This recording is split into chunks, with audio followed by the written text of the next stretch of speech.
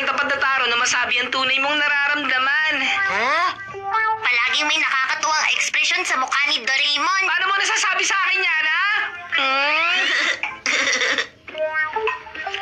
Uncle Tamao! Si Tamao? Kaalis lang niya. Habulin natin siya. Sandali lang muna, Nobita. Hindi ba meron kayong exam kahapon? Patingin ng resulta. Wala po. Nagkaroon po ng meeting si teacher, kaya hindi po natuloy ang exam namin. Ang totoo, meron po silang exam. Sino ang nagsinungaling siya kasi natatakot siya mapagalitan niyo.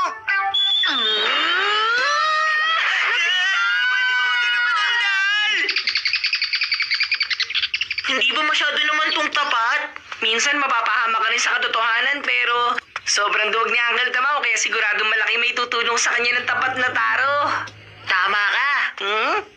Huh?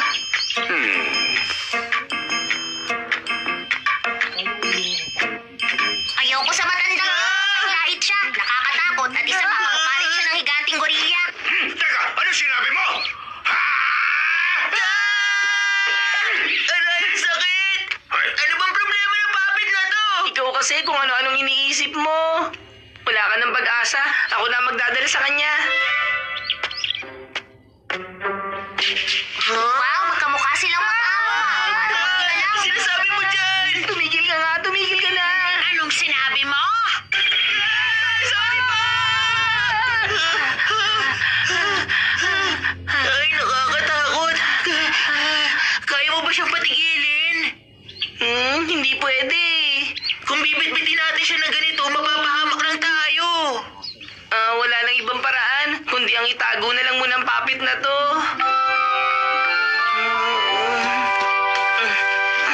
Dito ko lang muna sandali, ah. Ayos, hanapin na natin si Uncle. Tara na! Ha? Ano kaya tinago nila rito? Huh? Uy! Ano naman to? Puppet ba to ni Doraemon? Bakit naman nila tinago rito? Ang ganda, pera muna. Uncle Tamao! Oh, Nobita! Nakita ka na namin. Bakit? Anong kailangan mo? Uncle Tamao, umamin ka na ba?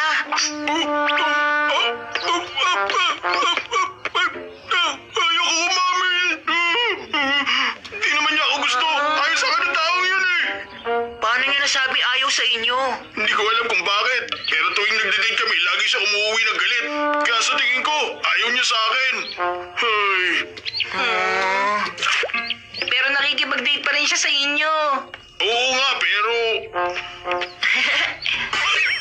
Kung ganun po, yayain niyo po uli siyang mag-date ngayon. Maibibigay ako makakatulong sa inyo. Ano naman yun?